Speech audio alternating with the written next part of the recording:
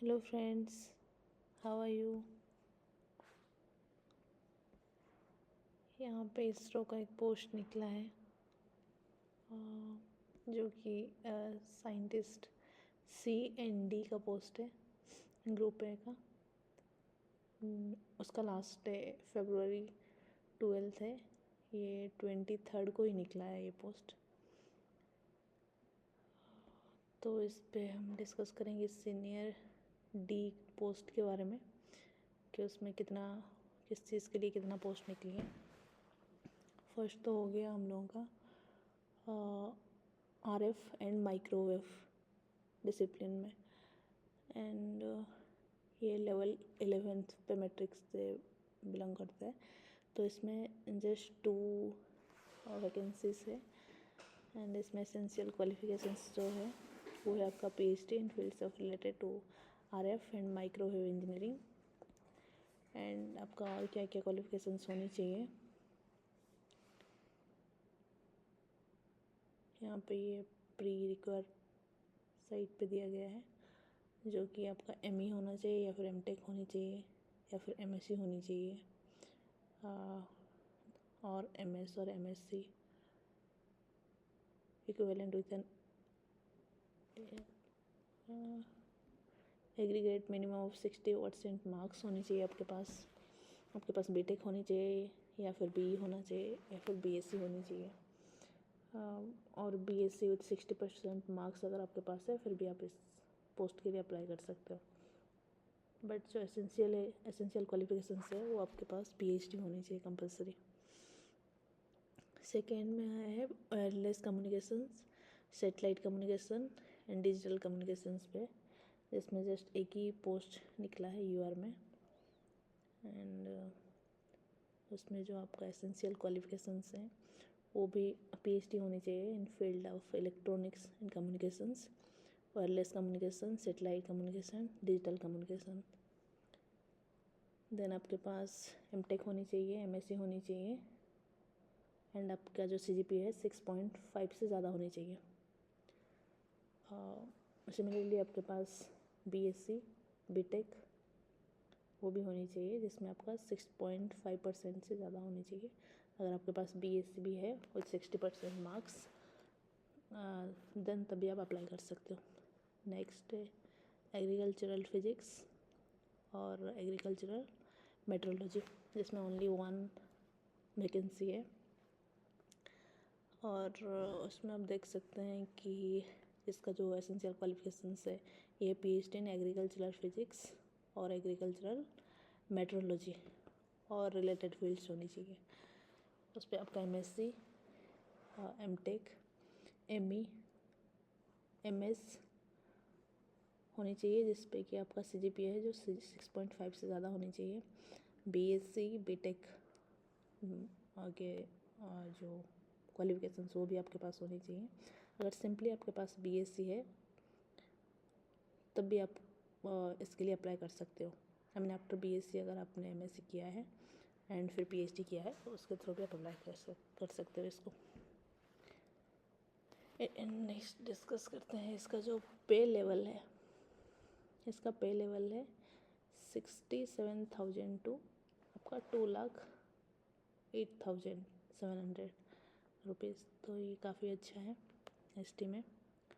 And इसके साथ साथ आपको कुछ एडिशनल अलाउंस भी मिलेगी, जिसमें आपका हाउस रेंट अलाउंस HRA मिल जाएगी, ट्रांसपोर्ट अलाउंस भी मिल जाएगी, एंड अदर सारी मेडिकल फैसिलिटीज़, इंश्योरेंसेस, वो सब कुछ भी इसमें इंक्लूडेड रहेगी। एंड नेक्स्ट आपके पास आ जाएगी एज लिमिट।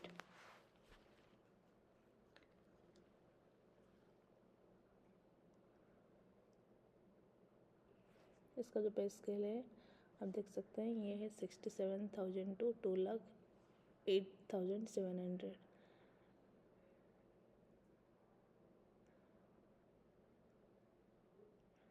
एंड इस पे आपको एडिशनल अलाउंस भी मिलेगी, जिस पे आपका हाउस रेंट अलाउंस रहेगी जो HRA है, and transport allowance, medical facilities, and other travel concessions, group insurances, ये सारी भी इसमें इंक्लूडेड रहेगी।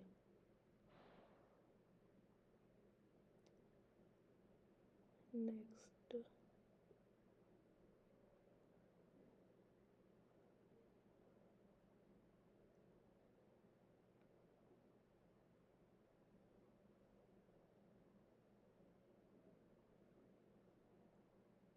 नेक्स्ट आती है आपकी age limit.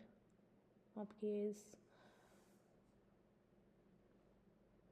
Limit 18 to 35 years के बीच में होनी चाहिए। फरवरी 12 तक आपका 35 से ज़्यादा नहीं होनी चाहिए एज, सो कि आप इसके लिए अप्लाई कर सको। अगर आपके पास PW है, एक सर्विस मैन है एंड कोई सेंट्रल गवर्नमेंट एम्प्लॉइज़ हो, देन उस पर रिलैक्सेशन रहेगी, जो हम बाद में बात करेंगे। कैसे अप्लाई करोगे, यहाँ पे जो ब्लू कलर की एक लिंक दी गई है, इसमें आप अप्लाई कर सकते हो। इस लिंक के थ्रू आप जाओ एंड उस पर जो भी सारे डॉक्यूमेंट्स मांग रहा है वहाँ पे अपलोड करो एंड फॉर्म फिल करके आप अप्लाई कर सकते हो।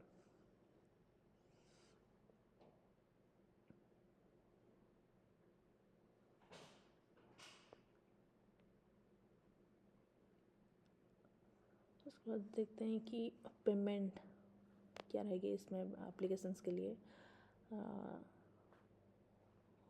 जो ST है, ST पोजीशन है, इसके लिए कोई भी एप्लीकेशन फ़ी नहीं रहेगी, ये टोटली फ्री रहेगी सबके लिए। यहाँ पे लिखा गया है no application fee for the post of scientist और engineer ST, post code 1 to 3। ये 3 कोड पोस्ट के लिए 1 to 3, इसके लिए कोई भी एप्लीकेशन फ़ी नहीं रहेगी।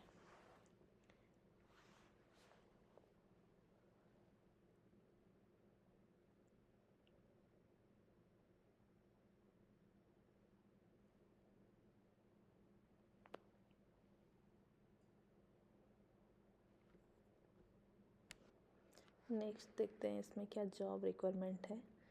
यहाँ पे देख सकते हैं जैसे कि O1 कोड के लिए जो भी था, उसके लिए जो जॉब रिक्वायरमेंट है उस पर लिखा गया है design development and testing of MM और sub MM wave systems for current और future space borne payloads for ईच observation interplanetary and astronomical missions.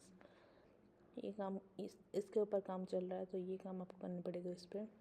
And next है design and development of advanced antenna system like reconfigurable meta surface antennas, plasma antennas and swept beam antennas, वो micro signal. तो ये 2 चीज़ उस पर चल रही है जिस पे आपको उस पर काम करनी पड़ेगी। सेकेंड कोड में आपको दिया गया है कि आपका काम रहेगा specially mathematical modelling of communicational system in wireless और सेटेलाइट और डिजिटल कम्युनिकेशंस। नेक्स्ट है development of architecture for integration of satellite and terrestrial communication system for upcoming wireless communication standards.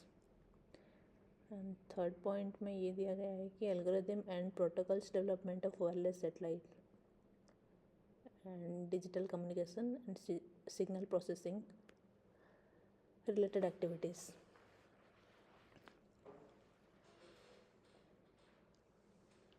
Next third code पे आपका जो job requirement रहने वाला है वो है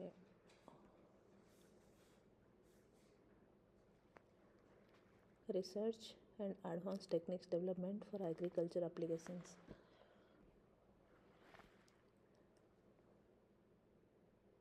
एंड इस पे बायोकेमिकल्स वेरिएबल्स पे भी काम हो रहा है, modelling of process variables using optical and thermal infrared sensing, इस पर भी काम करना पड़ेगा।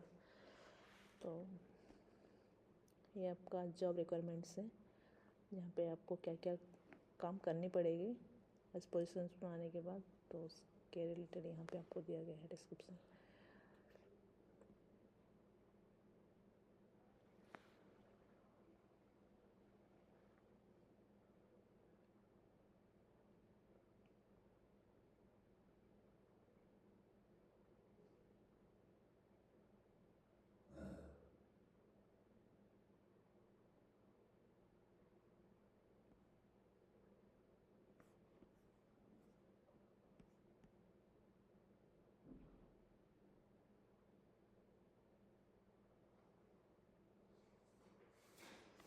नेक्स्ट हम डिस्कस करेंगे इसके सिलेक्शन प्रोसेस के बारे में, जहाँ पे कि